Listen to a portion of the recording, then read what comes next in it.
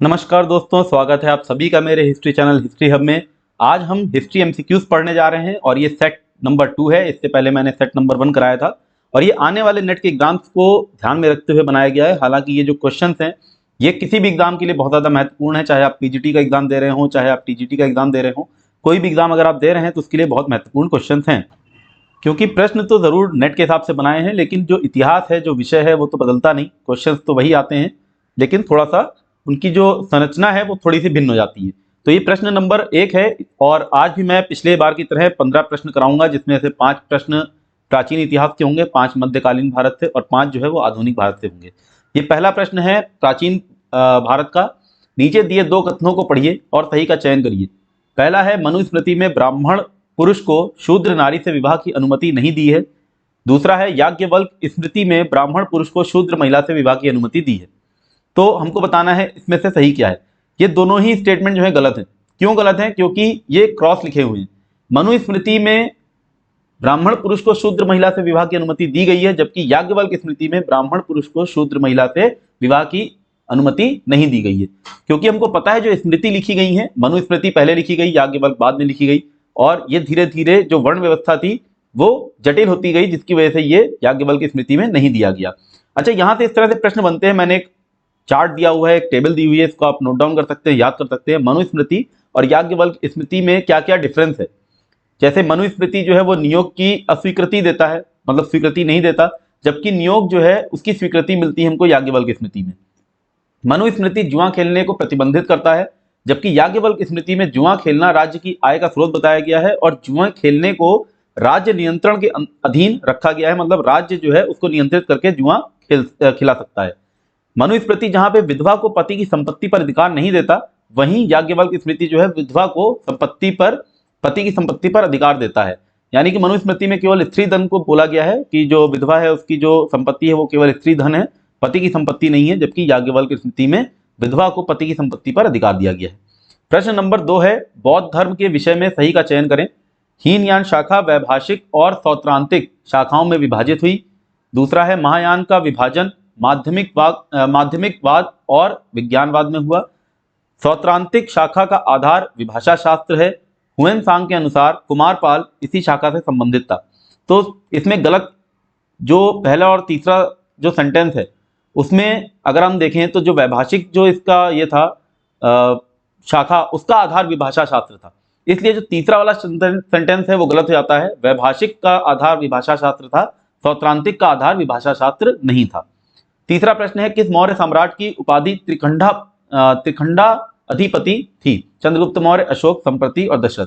दोस्तों इसका जवाब है संप्रति, और संप्रति को सुहस्तीन ने जैन धर्म में दीक्षित किया था। जैसे हमें पता है जो अशोक है वो बौद्ध धर्म का अनुयायी बन गया था, बौद्ध धर्म को उसने बहुत ज्यादा प्रोत्साहित भी किया है, लेकिन आगे चल के जो संप्रति है वो जैन धर्म में दीक्षित होता है। चौथा प्रश्न है, विंसेंट स्मिथ ने, अब ये असर्शन रीजनिंग का प्रश्न है, कथन और कारण का प्रश्न है। विंसेंट स्मिथ ने समुद्रगुप्त को भारतीय नेपोलियन कहा, कारण दिया हुआ है समुद्रगुप्त कभी नहीं हारा था। तो इस तरह के जो प्रश्न होते हैं उनको हल करने का सिंपल सा तरीका होता है। आप दोनों सेंटेंस देख लीजिए, दोनों कथन देख लीजिए। पहले तो ये देखिए कि दोनों सही है कि नहीं। अगर दोनों सही हैं तो दोनों के बीच में लगाइए क्योंकि। क्योंकि लगाने से अगर दोनों की सार्थकता सिद्ध हो जाती है, यानी कि सेंटेंस कंप्लीट हो जाता है और आपको लगता है कि क्योंकि यहाँ पे जस्टिफाई हो रहा है, तो ये दोनों एक दूसरे को मतलब जो रीजन है वो असर्शन की व्याख्या करेगा, यानी कि जो कारण है वो कथन की व्याख्या करता है।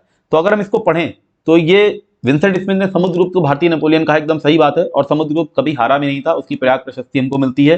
दक्षिण में उसने बहुत सारे अभियान किए और उत्तर भारत में भी सभी राजाओं को उसने झुका दिया था, सभी राजाओं को अधीन कर लिया था। और दक्षिण में उसकी जो नीति थी उसको हम बोलते हैं ग्रहण मोक्षानुग्रह, यानी कि राजाओं को हराकर उसने उनके जो राज्य था उसको विलय की नीति नहीं अपनाई, उनके राज्यों को विलय नहीं किया, बल्कि उनको माफ कर दिया, यानी कि उनको अपने राज्य पे राज्य करने दिया, बदले में उनसे कुछ कर ले लिया। तो ये दोनों ही सेंटेंस सही हैं, समुद्रगुप्त कभी नहीं हारा था। अब यहाँ पे हम लगाते हैं क्योंकि, तो देखते हैं विंसेंट स्मिथ ने समुद्रगुप्त को भारतीय नेपोलियन कहा क्योंकि समुद्रगुप्त कभी नहीं हारा था, इसीलिए उसने नेपोलियन कहा है क्योंकि समुद्रगुप्त कभी नहीं हारा था। तो ये दोनों ही सही हैं, इसलिए हमारे ए और आर दोनों सही, और आर जो है वो सही व्याख्या है। पांचवा प्रश्न है, बृहत कथा के लेखक गुणाढ्य किसके सातवाहन शासक के समकालीन थे? मतलब उस समय सातवाहन शासक कौन था जिस समय बृहत कथा लिखी थी गुणाढ्य ने? तो उस समय थे हाल, और हाल को बोला गया है कि शांति में बहुत ज़्यादा इन्होंने अच्छा कार्य किया है और शांति स्थापित की है।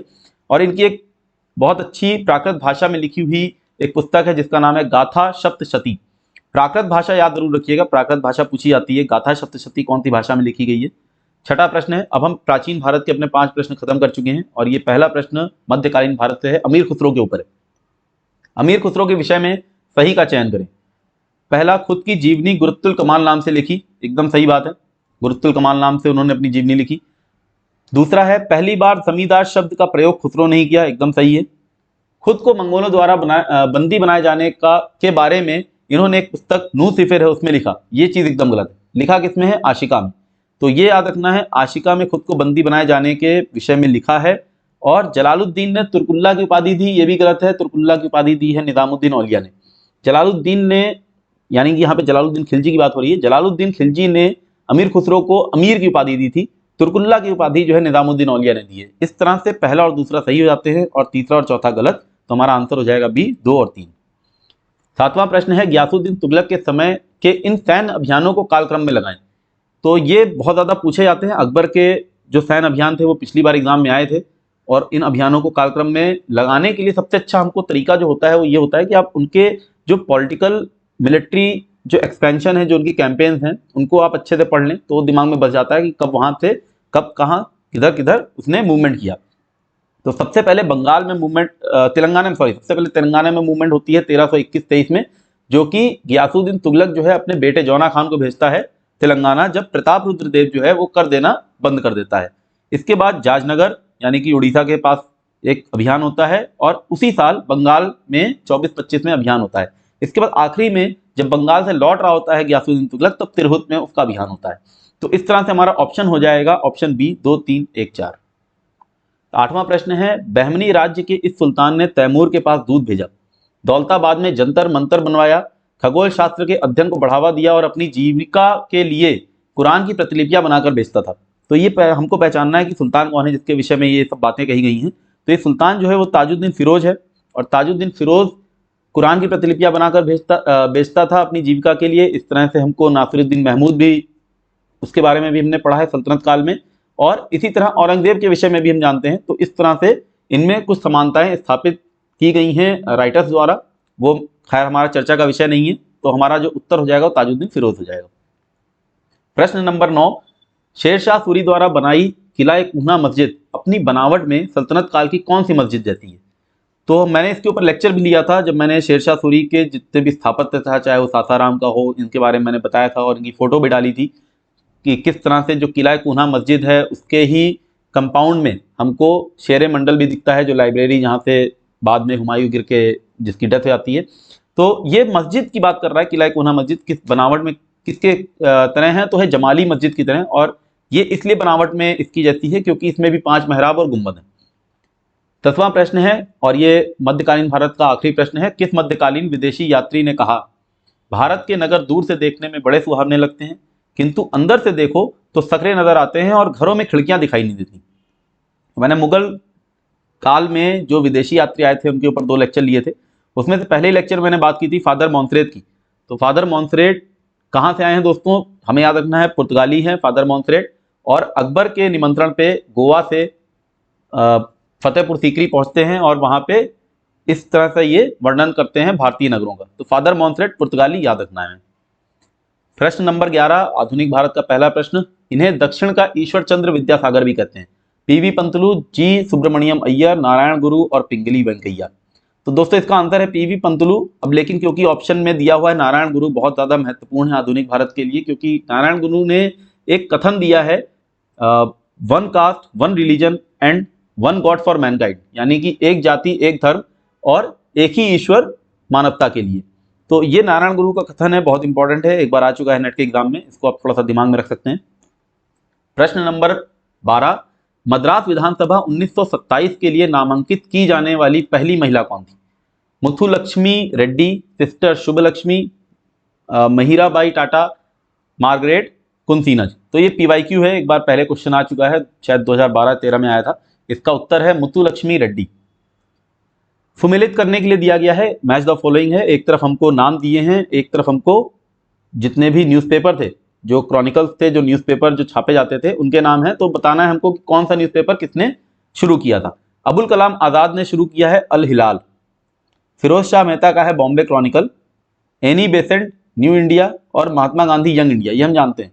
अब इसको अगर हमको सारे ऑप्शन नहीं भी पता है तो हमें पता है कि बहुत अच्छे थे महात्मा गांधी का अखबार कौन सा था, यंग इंडिया, तो हम डी के नीचे सीधे सीधे 3 लगा देंगे। लेकिन अब नेट में जो ऑप्शन आते हैं, देखिए आप, ये इसमें 3 ऑप्शन दिए हैं, तीनों में डी के नीचे 3 दिया हुआ है, तो थोड़ा सा कंफ्यूजन हो जाता है, बट ए को तो हम एलिमिनेट कर सकते हैं। उसके बाद अगर हम थोड़ा सा और सोचें तो हमको पता है अबुल कलाम आज़ाद, यहाँ पे एक ही ऐसा हमको नाम दिख रहा है न्यूज़पेपर का जो कि थोड़ा सा अरबी, फारसी या उर्दू से मिलता हुआ है, वो है अल हिलाल। तो अबुल कलाम आज़ाद को हम अल हिलाल से मैच कर सकते हैं, यानी कि सेकंड नंबर हो गया हमारा, यानी कि सी ऑप्शन हमारा फिट हो बैठ जाएगा। इस तरह से थोड़ा सा अगर आपको नहीं भी पता है तो तुक्का भी लगा सकते हैं, लेकिन तुक्का तभी लगा सकते हैं जब थोड़ा बहुत पता हो। अब बिल्कुल नहीं पता तो तुक्का मारेंगे तो वो तो अंधेरे में तीर होगा। प्रश्न नंबर 14 है, निम्नलिखित में से कौन से बड़े राज्यों ने जून 1947 में स्वतंत्र बने रहने की इच्छा व्यक्त की? ट्रैवनकोर और भोपाल, जोधपुर और जूनागढ़, मैसूर और बड़ौदा, जयपुर और उदयपुर। तो दोस्तों इसका आंसर है ट्रैवनकोर और भोपाल। इन्होंने जून 47 तक स्वतंत्र बने रहने की इच्छा व्यक्त की, और भोपाल ने तो बहुत ज्यादा रेजिस्टेंस भी दिया है और बहुत ज्यादा कूटनीति का भी इसने इस्तेमाल किया था। प्रश्न नंबर 15वां, ये हमारा आज का आखिरी प्रश्न है, अंग्रेजों द्वारा भारत में की गई संधियों को कालक्रम में लगाएं। सलबाई की संधि, बतीन की संधि, श्रीरंगपट्टनम की संधि और इलाहाबाद और कड़ा की संधि। माफ कीजिए, आखिरी में इलाहाबाद लिख गया है, वो इलाहाबाद है, इलाहाबाद और कड़ा की संधि। तो इसमें सबसे पहले संधि आती है इलाहाबाद और कड़ा की संधि 1765, जो कि शाह आलम द्वितीय और रॉबर्ट क्लाइव के बीच में हुई थी। इन दोनों ने हस्ताक्षर किए थे। बक्सर का युद्ध जब हार गए थे, 3 सेनाएं मिलकर जिन्होंने युद्ध को लड़ा था, आपके बंगाल की सेना और अवध की सेना और मुगल सेना, इन तीनों ने मिलकर अंग्रेजों के विरुद्ध बक्सर में एक युद्ध लड़ा था, और ये युद्ध हारने के बाद संधि होती है इलाहाबाद की संधि, जो कि शाह आलम द्वितीय और रॉबर्ट क्लाइव। नाम याद रखना है, कई बार नाम पूछ लेते हैं। और इसके बाद आती है हमारी सलबाई की संधि, जो कि 1782 में हुई मराठों के साथ, जिस समय जो प्रथम आंग्ल मराठा युद्ध जिसको बोलते हैं, उसकी समाप्ति की घोषणा एक तरह से हम कह सकते हैं, और ये 1782 में ये संधि होती है। इसके बाद होती है श्रीरंगपट्टनम की संधि 1792 में, जो कि लॉर्ड कॉर्नवालिस अंग्रेज और टीपू सुल्तान के बीच में होती है, जिसमें टीपू सुल्तान जब ये युद्ध हार जाते हैं, जिसको हम थर्ड एंग्लो मैसूर वॉर बोलते हैं या आंग्ल मैसूर युद्ध जिसको बोलते हैं, जब टीपू सुल्तान उसको हार जाता है तो ये संधि की जाती है, और इसमें टीपू सुल्तान को अपना आधा राज्य देना पड़ता है अंग्रेजों को।